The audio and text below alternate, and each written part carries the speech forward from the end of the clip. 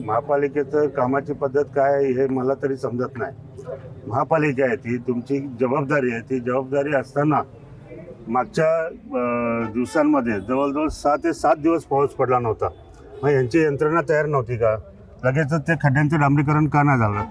आता ते पावसाचं कारण सांगतात. मी पण त्यांना हे केलेलं की खड्ड्यांचं काय, तर त्यांचं म्हणे पाऊस पडतोय, पावसामध्ये खड्डे भरले तर वाहून जाईल. मी बोला आता वाहून गेलं तरी फरक नाही पडत, तुम्ही ते रस्ते भरा. असं काय करता तुम्ही? आता ते भरणे आवश्यक होते आणि पावसाने आपल्याला वेळही दिला होता, परंतु यांची पूर्ण कुठलीही तयारी नाही.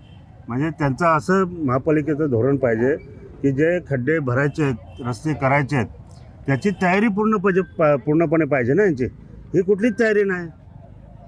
ज्या दिवशी पाऊस बंद होईल, दुसऱ्या दिवशी पाऊस बंद झाला, तिसऱ्या दिवशी यांचं काम चालू व्हायला पाहिजे. पण तशी कुठलीही योजना, तसं कुठलंही नियोजन महापालिकेचं अजिबात नव्हतं आणि एकदम फेल झालेलं आहे महापालिका. आता खड्ड्यांमध्ये आजच गणपती यायला सुरुवात झाली.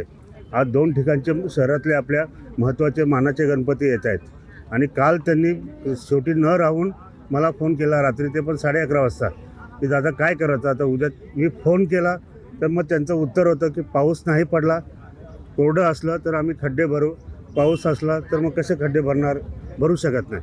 हे त्यांचं जे ठरलेलं उत्तर होतं तेच उत्तर होतं.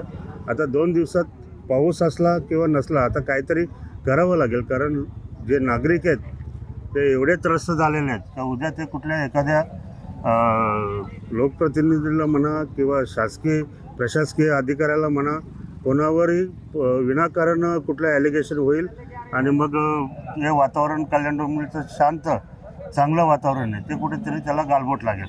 त्यामुळे माझी एकच विनंती आहे महापालिका आयुक्तांना की तुम्ही फुटिंगवरती खड्डे भरण्याचा कार्यक्रम लगेचच्या लगेचच हाती घ्यावा.